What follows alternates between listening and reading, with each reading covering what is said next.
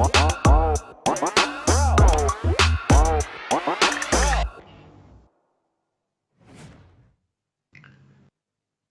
up, beautiful people? Welcome to another episode of the BMR NBA show.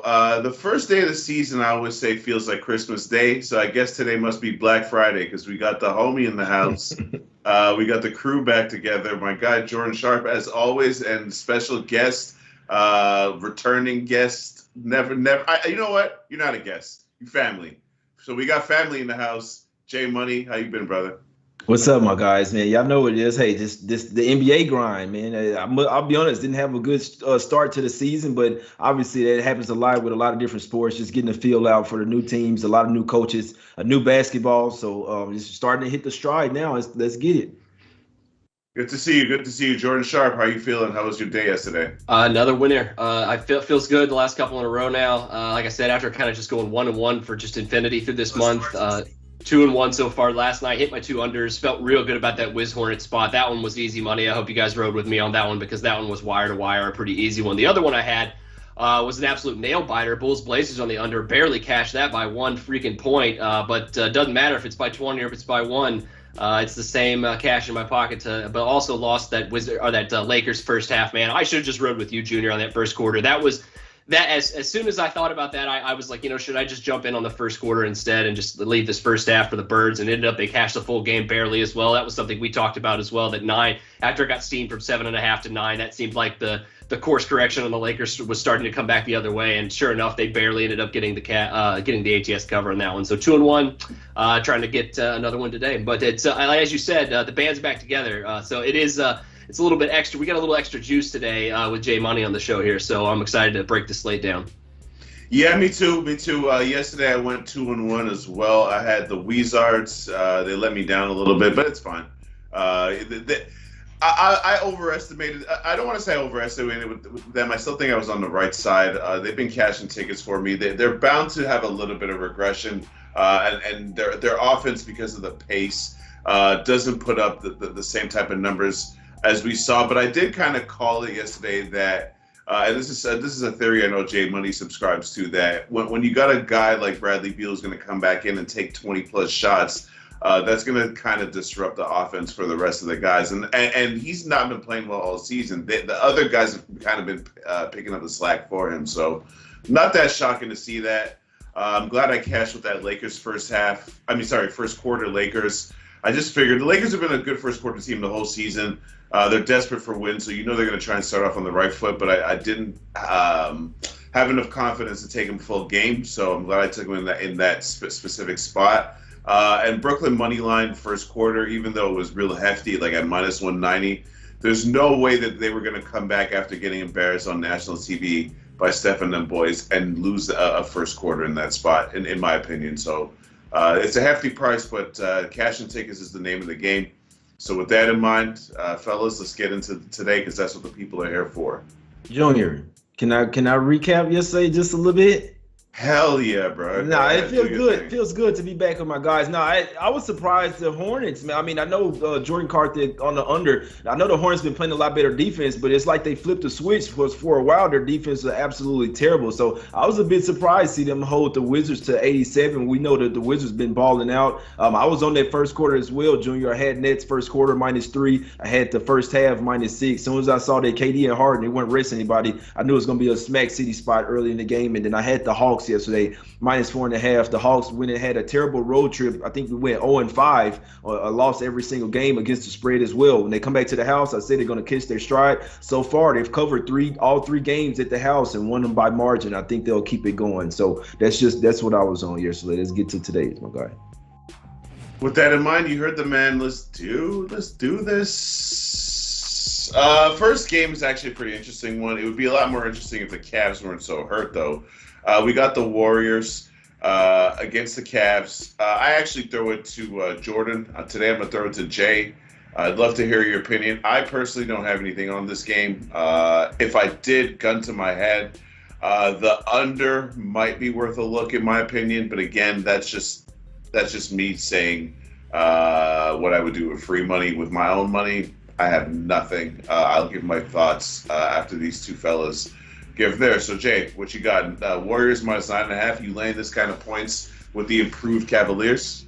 Well, it's crazy because I mean the Warriors have been a lot better. I knew they would be good, but I didn't expect them to come out this smoking hot. Obviously, they have a really good bench. They're playing really good defense. I know that Curry's questionable here. I saw some people saying that he was probable. I still think that he's literally a questionable tag here because I think that the Warriors know they can win this game without him. So that's why I'd be a little hesitant to lay the points with the Warriors, although that's the only way I could look here. The Cavs have been way too hot. Their injuries are starting to catch up with them, Markin, Sexton. Then you get Mobley and Allen out. That's really terrible. Allen is questionable. He just has an illness. LeVar Stevens has been out as well, one of their wing guys. So when you're the Cavs, you can't really afford to having guys out, especially not half your starting lineup. I think their injuries are really starting to catch up with the Cavs. Couldn't talk anyone out of an under here, Jordan. What you think about this one? Golden State starts a 3-game and 4-night stretch tonight. They play tomorrow at Detroit, and they play again on Sunday at home against Toronto. All 3 of those games, Steph Curry could sit out, and they could win those. So, let's be completely honest. They've probably targeted this since the schedule was out as a period where they're going to give him some rest regardless of, and it's looking like it's working out even better for them as well when you're catching Cleveland on the second night of a back-to-back and banged up. And then obviously Detroit's had their issues and Toronto, kind of starting to regress a little bit as well at times. So, yeah, I would probably stay away from this game spread-wise.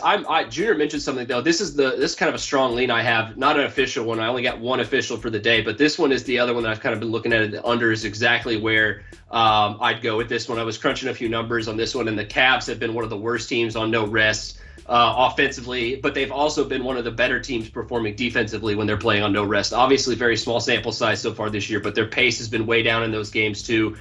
Hard to tell, though, with what they're going to do now banged up, because this obviously being the first one they've played without being close to or if not fully healthy. So I don't know if I'm going to completely trust those numbers. But, yeah, the Warriors, if it would be a perfect storm, right, if Steph gets rested and the Cavs play like they have been offensively and defensively on no rest. I mean, this is going to be no more than 185, 190 points at the end of it if the perfect storm kind of hits like that. So maybe like a skeptical, maybe a little bit of a preemptive under here, but it probably could be a pretty good play if all things fall in our way.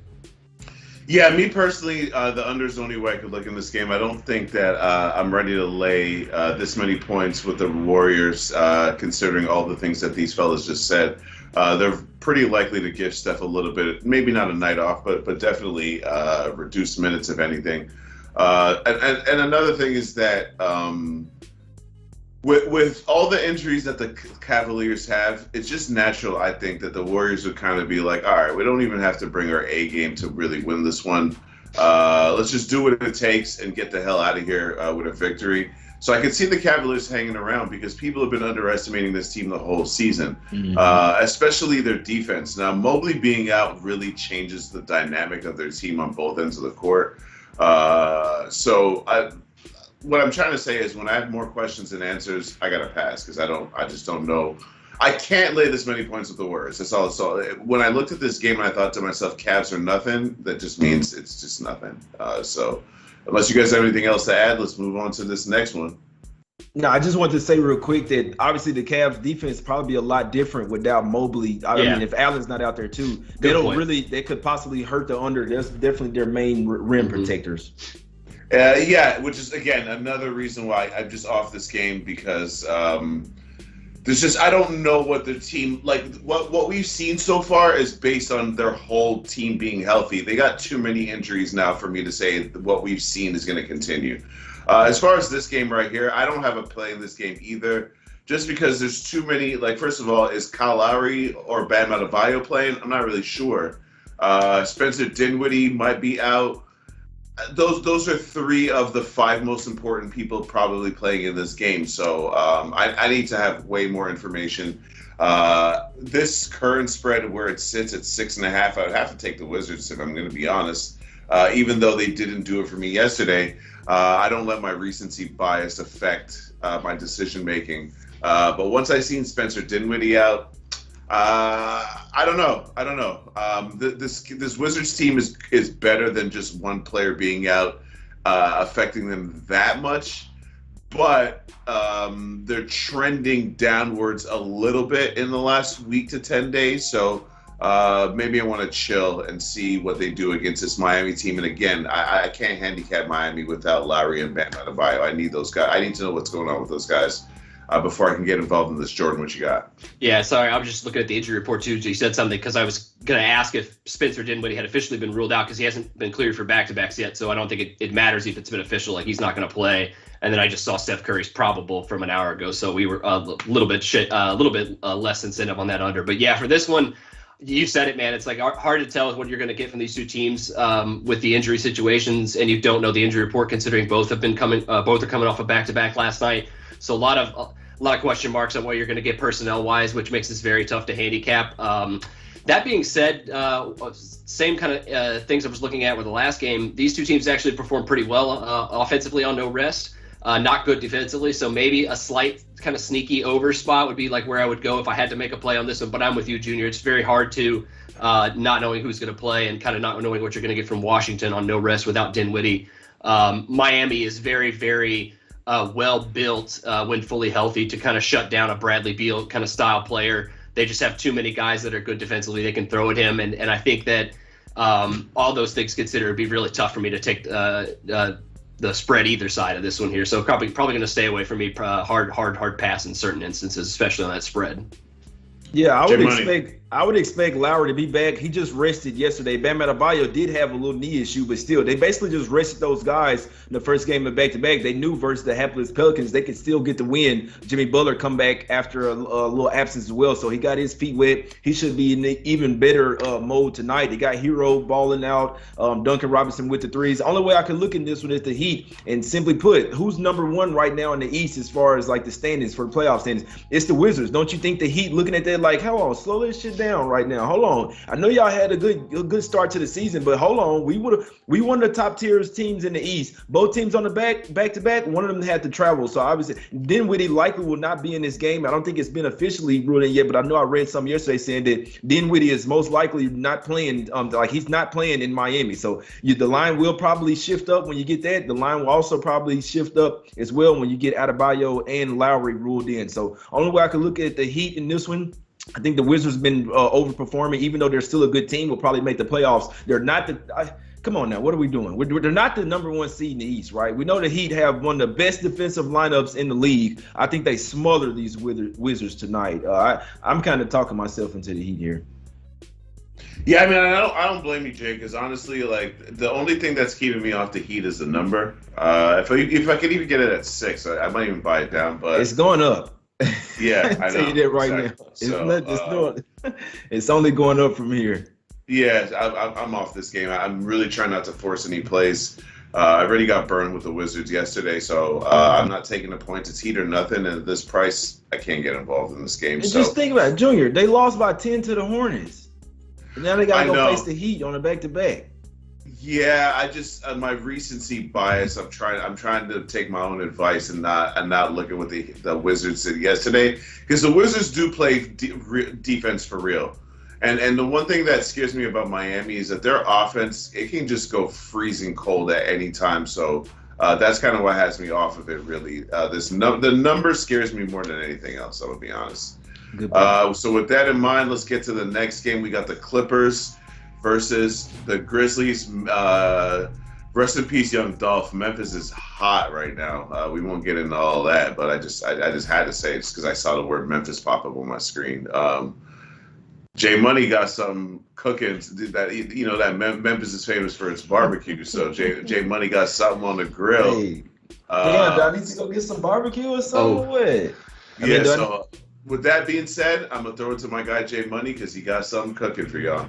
Yeah, I think you starting to talk me into going to get some barbecue today, man. I'm on the Grizzlies. I'm on them first half full game. I know that the Clippers, this is a revenge game. I like taking revenge games. It's not something I take every single time. Sometimes the team just not necessarily owns them, but sometimes the team just matches up really well versus the team, right? You look at the Clippers. They've already beaten the Timberwolves 3 times this season. They just own them. So it's not you just take the blind revenge game every single time. Grizzlies beat beat them on the road as +4 underdogs. This is only second game of the season. You could argue that the Clippers were still in somewhat preseason mode. That's what Paul George said. But he also went off for 41 points in that game. They were only running a 9-man rotation. Morris is banged up, not in this game. Batum as well. So Clippers only have 7 guys right now that they're running through the rotation. And Terrence Mann is a little banged up as well. He'll probably have to come back tonight because I say he's the 7th guy on the rotation. Only 7-8 guys on the road here. First game on the road as well after 6 straight home games where you've caught fire. Obviously the same sight lines as far as shooting. They got hot at the house. That's what you're supposed to do. You saw it with the Warriors. They had 8 straight games at the house. First game on the road, they struggled versus the Hornets. Man, like I say, the Hornets, they're not that team, and they're a good squad, but as far as their bench, they shouldn't have beat the Warriors. But there was more in the Warriors. First game on the road. I think we see the same thing with the Clippers tonight. They will not shoot well in this game. You said it, Junior, as well. That wasn't a part of my cap, but the young Dolph thing as well. The stadium will be rocking. The city will be turned up. They need some positivity. I think they get it tonight. Grizzlies get the win, my guys. Yeah, Jordan, what you got? I like that look a lot too. Not only just for the emotional factors too, but I mean, like, I don't want to like overrate a big win against the Rockets by any means, but like Dylan Brooks being back for this team means a lot. And Junior and I talked about this at least a couple times this year. Like, the dude is going to basically make it his mission to either outshine or just like try to slow down Paul George as much as possible tonight. And with that kind of commitment on both ends of the court, because I think PG's probably going to be in turn guarding him as well. The rest of the Grizzlies will probably be freed up a lot more to not only help on defense when needed, but get buckets. And with him back, it puts Melton back on the bench with Kyle Anderson. It gives you 2 very potent offensive weapons on the second unit as well. A team that, has, I'm not going to say their defense is getting better, but at least that they seem to be playing harder on that end of the court, and that's going to translate eventually, I think. And Jay, you're right. You mentioned it. This Clippers team, it's way too banged up right now. Batum is definitely not going to play, I don't think. If Mann doesn't play, this team's going to be extremely thin on the wing, and against a team like the Grizzlies, that's almost a death sentence. So yeah, I'd be leaning, I think, more the under than the Grizzlies. But Jay started to talk me into my guys on Beale Street tonight for a lot of reasons, not just the matchups on the court, obviously. Yeah, so I got the under 221.5 in this game for the simple fact. Yeah, listen, the Grizzlies, I'm not going to go as far as to say their offense stinks, but I'm going to say that it's very top-heavy. Other than John Morant and Jaren Jackson Jr., they've really had nobody else be able to consistently give them a third option. Now, Dylan Brooks is that third option. Dylan Brooks looks pretty good coming back. But I think that his matchup with Paul George is going to be a tough one for him. Not to say that he can't handle it, but I'm just saying as a player that's only playing what is like 4th game of the season, Paul George is actually playing pretty well. He's not. He gets a lot of slack for his pandemic P, playoff P, George Paul, whatever you want to call him. He gets a lot of slack, but in the regular season, he usually does the business. And so far, he's given them really solid numbers across the board, and he's been better as a playmaker than I've really ever seen him before. So I think that matchup with him and Dylan Brooks is going to be a tough one a little bit for Dylan, just because, like I said, he's still working his way back. And I think that as for the rest of the Grizzlies offense, I almost started swearing. The Grizzlies offense sucks. Jaren Jackson Jr. is still like, he looks better. He looks like he's not injured anymore, but he's not really moving that well either. First of all, when you're 6'10" and you're shooting under 40% from the field, I'm not with that at all. I'm just really not. John Morant is the only consistent part of their offense, but he's also their playmaker, right? So you're just asking him to do a lot. And last but not least, the Clippers' defense is elite. Like their defense has been good in every single game they played, even the games that they lose. So not versus the Blazers. I don't know. On the road versus the Blazers, they got smacked. On the road versus the Blazers, I can't think of what game that 92, 92-111. No, you made some good points, bro. But I didn't even mean to cut you off because like the Grizzlies, they haven't. Oh yeah, 111-92. You're right. They did get smacked up by the Blazers. But what I'm saying, even then, they only gave up 111 points. So what I'm saying is, even in the games where they get smacked, it's because their offense doesn't show up. But they still don't allow teams to score a huge amount of points. So that being said, I just feel like the Grizzlies are going to struggle to score 110. I think the Grizzlies team total stays under 107 personally, which means that the game should stay under 221 because I don't think the Clippers are going to win by margin if they win at all. As a matter of fact, kind of like Jay's little look, I might sprinkle a little bit of something on that. I just wanted to say one more thing real quick. I know we pressed for time, but the main reason why the Grizzlies started out super slow, they're missing Valanciunas. Why did they give up Valanciunas? Why? He was their third scoring option. He was a big that can give someone else buckets, almost like a Joel Embiid. Now you got Steven Adams. You can't give him the ball and say go get 2 points. That's the main difference from the Grizzlies, in my opinion. But the last thing I had to say here, who's going to guard Jaren Jackson Jr. for the Clippers here? They don't have enough size. They got Zubac and Hardenstein, but then you're going to have one of the guys on Steven Adams. So I think Jaren Jackson Jr. is going to be a matchup problem here. I like the fact that Dylan Brooks will be on Paul George. Paul George went for 41 points in the first game, and they still lost. They were up 13 the first half and still end up losing the game by 6. That was with no Dylan Brooks to stifle Paul George. So I like the matchups here. I'm riding with the Grizzlies, win or lose, my guys. We can get to the next one. Let's go roll with the next game whenever y'all are ready. I'll give my pick first because I got the under in this game too. Same narrative that I have, honestly, with the Clippers. One of the most reliable handicaps for me so far this season has been the Denver Nuggets defense. No matter who's starting, no matter who's playing, no matter who's in, no matter who's out, they're putting the clamps on teams on defense. So I got the under in this game as well. I think that the Denver Nuggets are a team that one of my favorite words, have a continuity that only a handful of teams have in the league. Same coach, same group of players. They've all grown up together in this system, and you can see it from night to night. I'm not sure I would lay 7.5 points with them in this spot because as bad as Philadelphia has looked, I don't think Philadelphia is who we've seen. I think they're better than what we've seen, and at some point it's going to start clicking again. But I think the under is the sharper play here. I think that both these teams struggle to score 100 points in this game, if I'm going to be honest, because Denver wants to play at like walking pace. They don't want to run up and down the court in any way, shape, or form. And the 76ers play at an even slower pace than the Nuggets. So I think both of these teams also, even though right now Philly's ranked towards the bottom of the league defensively, the truth is, they're also ranked number 1 in offensive efficiency, and that's not true either. I think Philadelphia is a better defensive team that we've seen and a much worse offensive team that we've seen. And I think that both of those things are going to get exposed tonight in Denver at altitude. Jordan, what you got? Yeah, if you look at this game like before the season starts, and I would tell you that Will Barton and Michael Porter Jr. would be out of this game, and also obviously Jamal Murray against the Philly team that is banged up, but the Denver would be like 7-point favorites. I mean, I think that just says it all right there with how much you cannot trust Philly, and the books are basically telling you like, no, we're putting this at 3 possessions for a reason, even though it's come down a little bit since it opened at 8. You're right. It's Denver or nothing for me in this game. I don't have a play on this game. I kind of like your look on the under, though, because, like I said, Barton being out, it's just a ton of offense missing for this Denver team. But they're kind of next man up mentality anyways, regardless of who's out there or not. We've spoken the praises of Michael Malone a ton on this show in all its iterations, both this season and in past seasons. And so, he's going to have his team ready to play, like Junior says, or they're going to get yelled at because if they lose this game, I mean, you can only imagine what Mike Malone's going to say after it. So, I think that if the defense, comes to play, like you said, and Denver chooses to, dictate pace, which I'm sure they will. This definitely 209 may be very, very generous at that point. This may be definitely under 200. So I may have to tell you on that, Junior. You're kind of talking me into it the more I think about it here and talk about it. J Money, what you got, my guy?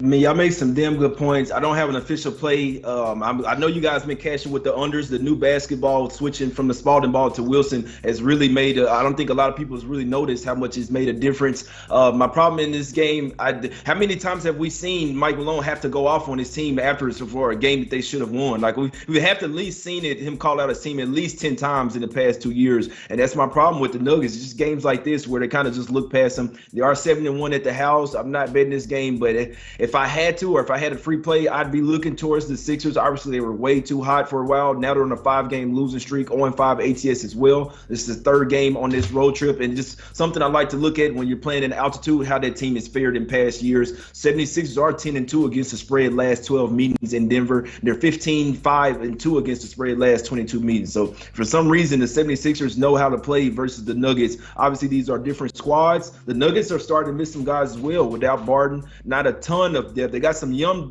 depth off the bench, but I actually think the Sixers could probably sneak in a cover here, maybe not win, but lose this game around 3 or 4 points. Nothing official for me. Yeah, I'm on the under here. Definitely an official pick. Love it. And with that in mind, let's wrap it up with this last game. Los Raptors against the Utah Jazz. Now, I don't have a play on this game, so I'm going to throw it to my guy, Jay Money, and get his analysis. What you got for us in this game? I'll be honest, before I was looking at this game, I was leaning to the Raptors here. This line has moved up to 10.5, so that tells me that either OG or Precious is out for this game, and that would make – I still think the Raptors have the defensive tools to keep this game close, but I don't know if they have enough offense. If the Jazz get to hitting those threes at the house, it could be deadly. So Jazz are a tough team. You really need a good matchup to bet against them while they're at home. I still lean Raptors is not something I'll be betting, Jordan. It's kind of like maybe a first half kind of spot for the Jazz, but I agree. I don't know. Once we get to that 10-point margin, it's kind of tough to touch either way, especially with the Raptors not knowing if OG is going to play tonight. That would be huge. You're exactly right on that. It's definitely the reason this is steaming up. Where I think people probably betting that he does not play tonight, and that would be a big loss for an already challenged offensive team. So yeah, probably early on in the game would be the only way I'd probably look at this game on the Jazz side of the ball. Tough. If OG wasn't playing, that I agree. Or if OG was playing, excuse me, I agree, Jay. I was kind of leaning towards the Raptors as well, but just tough to combine that with the Jazz's prowess and if they're hitting all those shots tonight, it's over for Toronto. They cannot afford to fall behind by 8, 10, 12 points early on and expect to claw their way back in the game, especially if OG isn't going to play. It's just not going to happen with this iteration of this Raptors team. That's no offense to them. That's just like a crediting to Utah how well they play at home on both ends of the ball. So, yeah, but Utah are nothing early for me, but I don't have a play either on this one official. Yeah, so the reason I don't have a play on this game is because I can only look to take the points here. 10.5 points, I'm not getting involved in those type of spreads. It's just not a habit that I want to get into unless if I'm laying 10.5 points, then I believe you're one of the 5 worst or 3 worst teams in the league. If you're better than that, you should be able to, as professionals, stay within 10 points of anybody in the league, technically, right? So, guys, the reason. Sorry, what were you gonna say, Jay? Breaking, it's like some news that we missed. OG Anunoby will be out for a while. He's going to be out for a while. Oh, yeah, that's what they said with a hip pointer. Precious Achua and Watanabe, which we know he's been out for a while, but no Precious, no OG tonight. Yeah, so you're almost talking me into it a little bit, but like I said, I kind of just want to stay away from these 10.5 point spreads. It would be Raptors or nothing, and the reason it's nothing is got a problem with what I'm seeing with the Raptors. The Raptors scored 121 points against the Pistons and lost. They scored 113 points against the Blazers and lost. The Raptors, if the Raptors are going to allow teams to score, they let the Pistons score 127 points. I watched that game and the Pistons have scored less than 100 points more often than not this season, and you let them put up a $127. And I thought to myself, all right, but they're going to go into Portland and put the clamps down, and they didn't. Yeah, I had the under in that game too and lost, by the way. Thank you. Don't forget. They played good though at first versus the Blazers. They were up. Yeah, they was up. Yeah, they let it go in the second half. But again, CJ and Dame hadn't played in a minute. Anyways, so the point is, if the Raptors are not playing defense, they're not a bet-on team. It's really that simple. So I'm all the way off the Raptors until they get their defense in order, because their offense has actually been overachieving by their standards. So with that being said, fellas, let's wrap it up. Give out our official plays, and let these people get on with their day. We got to go to Jay first, though, for the officials. The band's back together. We got to let Jay go first here. Dude, Jay, go ahead. What you got today? Give me Grizzlies first half at a pick, and give me full game as well at a pick. Basically, I mean, the line's hovering around +1, -1, whatever. I like the Grizzlies to win the game. No revenge game, Jay, today. Grind City, RIP Dolph, all that, man. Let's go Grizz. Let's get it. Sure. I got nothing official in the games we covered, but one that we didn't. I got the under 220 in San Antonio, Minnesota. Minnesota has been very, very struggling on the second night of a back-to-back this season. And I just got good news across the wire 5 minutes ago. My guy Jakob Poeltl back tonight for the Spurs. That's big. Oh. I'm probably going to even just jump on and take the points right now at 2.5 while it's there, because it's not going to stay around for long with that news. That's low key very, very big for this team, because we've talked about before they've struggled to get easy buckets. They got a guy who can get some easy buckets and get to the foul line tonight at least, and play some pretty good defense. So it helps my under. I think it helps the Spurs as well tonight. Yeah, I only got 2 plays. I got the Clippers and Grizzlies under 221.5, and I got the Sixers and Nuggets under 209.5. I think both of these teams, there's no way both of these teams score over 100 points in this game, which should help get that number well under the total. That's it for us today. Make sure you visit the BMR website. Please make sure you're back tomorrow, same time, same place. Hit that like button. Please share and subscribe. Subscribe so you don't miss the videos. Share so that you're not greedy and you get your friends to cash some tickets with you. This is my guy, Jordan Sharp, as usual. My brother, Jay Money, back in the building. Both my brothers. My brother, Jordan. My brother, Jay. We back, cashing some tickets, milking these bookies. And one for old time's sake, leche. See y'all tomorrow.